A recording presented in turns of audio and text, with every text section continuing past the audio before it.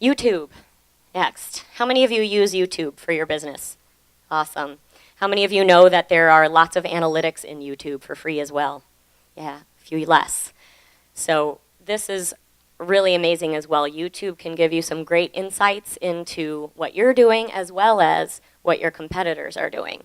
So I'm going to use this example again, and how you can see what your video, the actions of your video, and how people are discovering, engaging with, the demographic of, and how you can also do some competitive research with this information.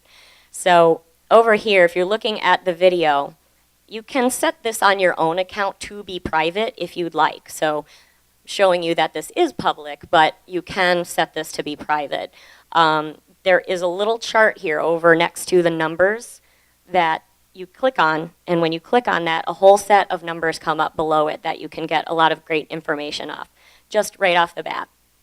So what that's going to show you is your views and discovery. So first, for this one in particular, yeah, we'd all love if we had that kind of escalation, but it shows you, from the video inception up through current, how many views it got and where they came from. So again, we're talking about these success metrics versus the vanity metrics, right? So the vanity metrics is going to be the 3 million likes on the video, or the 3 million views on the video.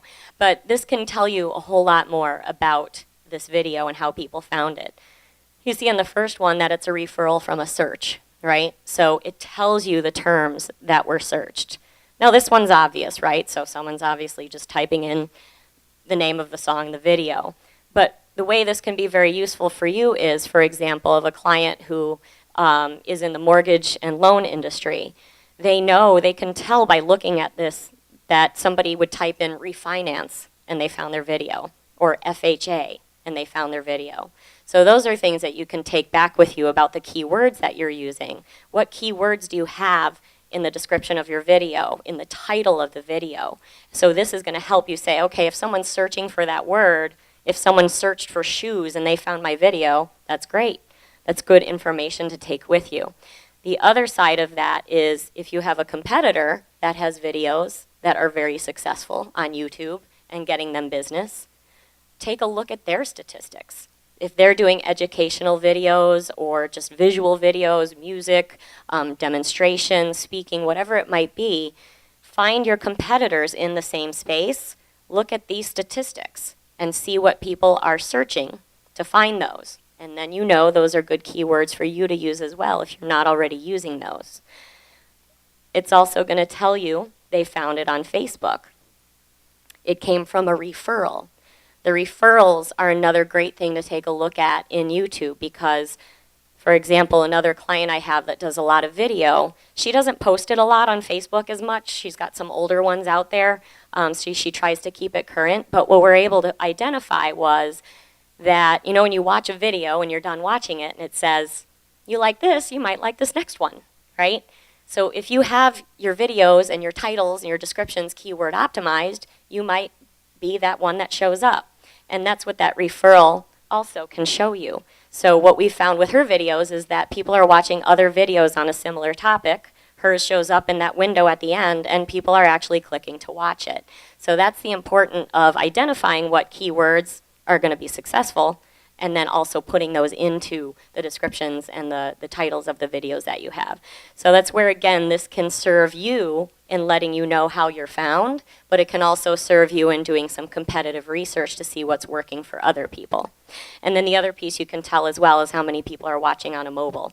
So the other thing there is, again, not necessarily just the numbers, but if people are watching your videos from a mobile device, you want to make sure you're compatible. So some great information and insights in there. The next thing you're also going to see on this one is the engagement. So again, likes and dislikes, of course, are there. We don't want to focus on the dislikes. People are always going to not like something, right? So we don't want to worry about that too much. Don't let that prevent you from putting a video up. It's kind of scary at first. The first time I got a thumb down on a video, I was like, oh my God, I have to take this down. This is so embarrassing. It doesn't really matter, right? It's not, this is what it helps, right? That's where the liking helps you. You feel better about that. I'm sure Sai's not worrying about the fact that he has 121,000 dislikes on his video. So, but the great part is the comments and the favorites. The likes help in the viral aspect as well, of course, too. Like I talked about, if somebody's got their YouTube account connected to Twitter and Facebook, every time they did that, or that, it might have created a Facebook post or a Twitter post.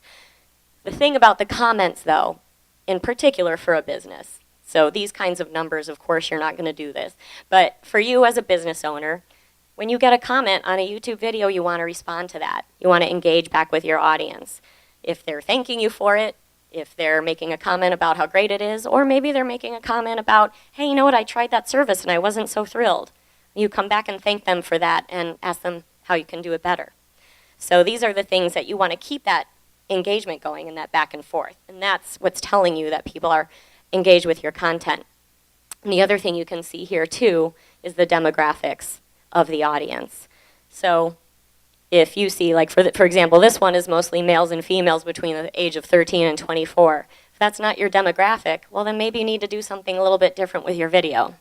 Maybe it's just about the presentation, the things you're saying, the level of information that you're sharing with them. So taking a look at all those things will tell you if you're on target and how that's working. So these are great things to take a look at in your YouTube videos and taking back to strategy to say, next time, what can we do better? Or what's working? And keep doing more of that.